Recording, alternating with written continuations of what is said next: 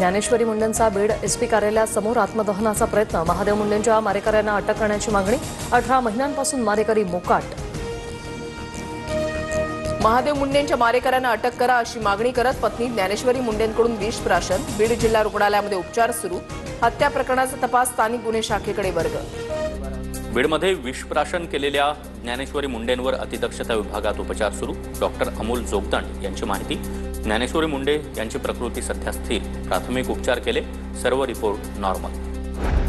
ज्ञानेश्वरी मुंडे यांची वाल्मिक कराडचे पूर्वीचे सहकारी विजयसिंह बांगर यांनी भेट घेतली। महादेव मुंडे हत्या प्रकरणामध्ये वाल्मिक कराडसह त्याच्या मुलाचा देखील सहभाग, विजयसिंह बांगर यांचा आरोप।